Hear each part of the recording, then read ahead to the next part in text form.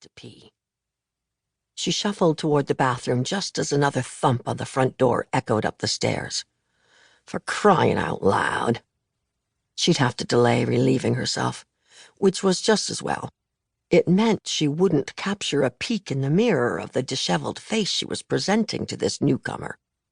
Because of her matronly shape and dowdy gray hair, one of her former residents said she looked like Flora, Sleeping Beauty's fairy godmother, if Flora had been fired, lost her wand, and was forced to live on the street. With that in mind, Evelyn braced the thick wooden banister and descended the Mercy House staircase, step by careful step. Mercy House was a safe haven for victims of domestic violence, founded and operated by Sister Evelyn, Sister Josephine, and Sister Maria, nuns of the Order of the Sisters of St. Joseph of Mercy. Their 5-bedroom, 100-year-old row house in the Bedford-Stuyvesant neighborhood of Brooklyn was almost always at capacity. As Evelyn said, good for business, bad for humanity. In the entryway, Evelyn pressed the security code into the system's keypad, 0416, for Hebrews 4:16. Let us then approach God's throne of grace with confidence, so that we may receive mercy and find grace to help us in our time of need. Maria had chosen the verse because it contained two of her favorite words, grace and mercy.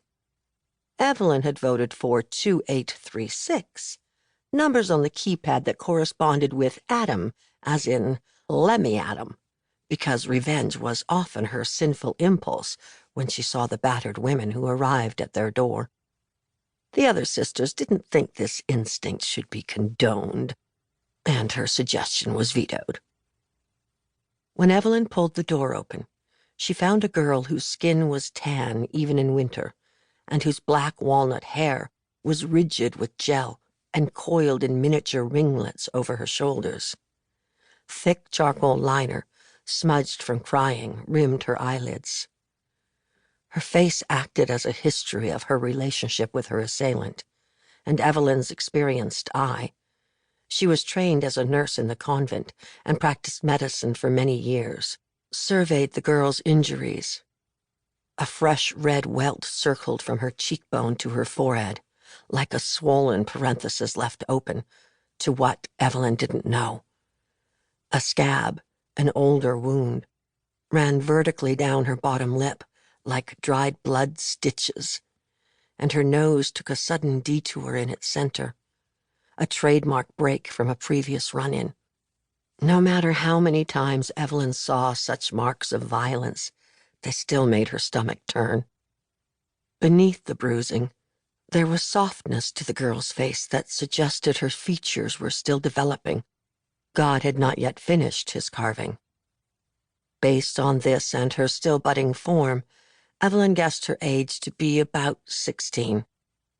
"Sorry for knocking so much. I didn't know if you heard me." The words rushed from her mouth, as though she were afraid she'd been followed and wanted to explain herself and get out of sight as quickly as possible. The girl squeezed her full, cracked lips together and then released them. I heard this was a place for, you know."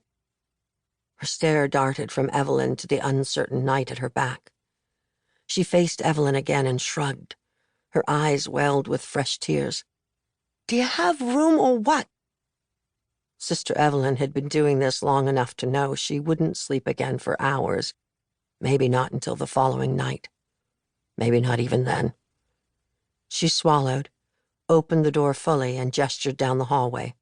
"There's always room for one more." Evelyn twisted the cap off the rusty tea kettle and flipped on the sink faucet.